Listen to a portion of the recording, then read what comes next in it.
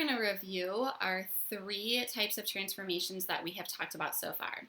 These three types of transformations, which were translations, rotations, and reflections, are what we call rigid motion. They are called that because they keep the figure exactly the same size.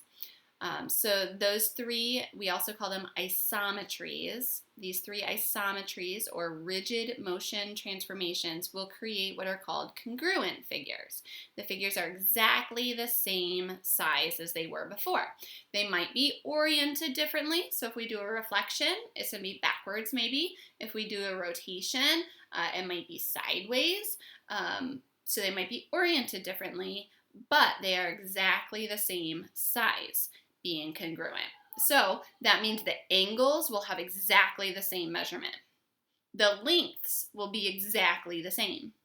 Because the lengths are exactly the same, then the areas and the perimeters will be exactly the same.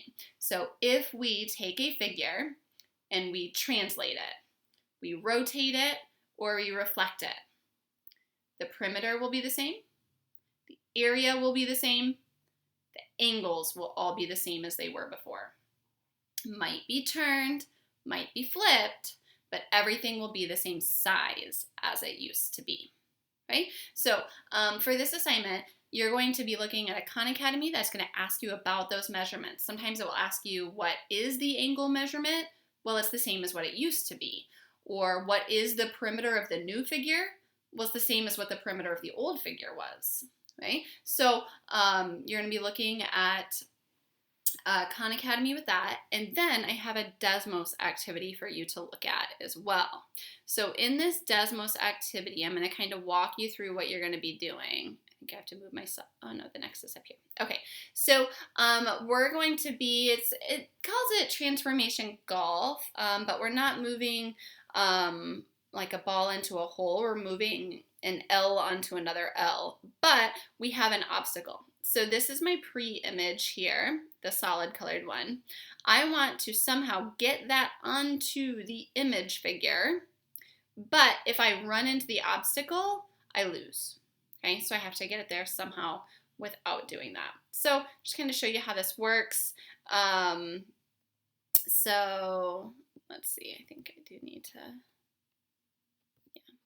move my, get that to go away so we can see the picture a little bit better. Okay, so what I want to do now is move this solid colored one onto this empty one. And here are my options. I can translate, I can rotate, or I can reflect. Okay, so I'll take a look at what all these do. So we'll start with reflection. When I clicked reflect, a line shows up. I can drag this line around so I can reflect on an angle if I want, or I can reflect horizontally or vertically. So let's just say I do that. Okay, and I click submit. Whoop, it flips it up there. Okay, so now if I want to get that over here, maybe I would do another reflection. Maybe this time I want to flip it this way, and I'll, oh man, but it's still, it's not just upside down, because now if I flip it over, it's like it's backwards too. So maybe I want to turn it now. So now I'm going to try to rotate. Well, if I click rotate, this is my center of rotation. I would suggest you putting it like probably right on somewhere on the figure. Maybe one of the corners, maybe right in the middle or something, but probably not too far away, because then it's like that elbow, if that's my center of rotation, it's going to move it like maybe really far away. So if you keep that center and I turn it right on that, then it'll kind of keep it almost in the same location, just reorient it. And how far would I want to turn it? Do I want to, this arrow shows me that I'm going counterclockwise. I can switch which direction I want to go, but let's say I'll go this way. Well, if I turn 90, I don't think that's going to be far enough. Let's try turning 180. Ooh, I did it. Okay, now let's go back. One that we didn't talk about was translate. So translate is a slide. So if I want to slide, it gives me 2 points. It's kind of like a vector.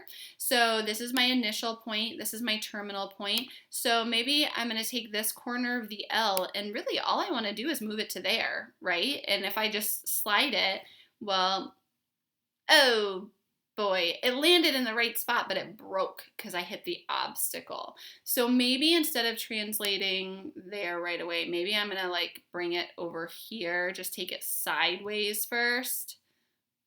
Okay, so now if I move it up, I should be able to take that corner, move it, and I got it there that way as well.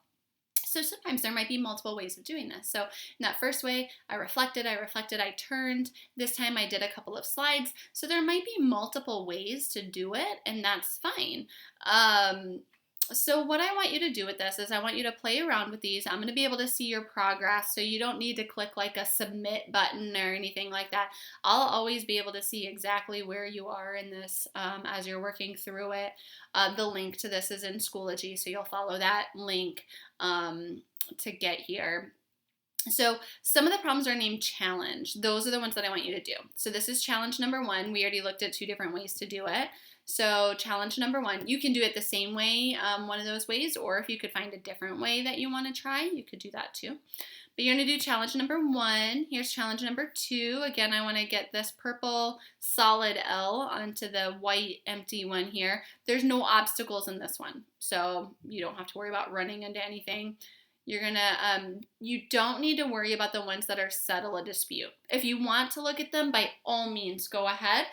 The idea is that 2 students are having a disagreement about what would work and what wouldn't work. And so you can try to decide who you think is right in that. But you do not have to do those. So, and then the describe your strategy. This is just kind of like a pre-thinking. So you could think about, okay, I want to get that solid purple L onto the white L. How would I do that? What would I do for that? And this just kind of wants you to type out, what are your thoughts about what might work to do that? You don't need to do that. But then the next one is going to be the challenge that's going to have you then actually do it. So you don't have to type out your pre-thinking, but then you would maybe say, okay, well, how would I want to do this? Maybe I want to translate it. So maybe I'm going to take this and I'm going to slide it somewhere over here. Oops, this one has an obstacle. I ran into that obstacle. So that's not going to work. So how can I get to the other side of this wall if I'm not going to slide through it? What are your thoughts on that? Hint, reflections are a good way to go, because a reflection is going to take it and move it across that line over to the other side. It doesn't slide it through it, it like takes it over the wall. So think about that, will help you out. So you're gonna do challenge number 3. Challenge number 4, we got some obstacles there. You don't need to worry about settle a disputes or describing your strategies. You're going to do challenge 5 and 6 and 7 and 8 is pretty tricky. They do get trickier as you go. Last challenge number 9 is really tricky. You do not have to do challenge number 10, but if you want to play with it, I think it's kind of fun to play with it and try to figure out. It's really tricky because this guy is like, he's pretty stuck in there. Like, how are you going to get him out of there? And then there's just so many obstacles everywhere. So you do not have to do challenge number 9. I want you to work through them in order, though. They do get trickier as you go.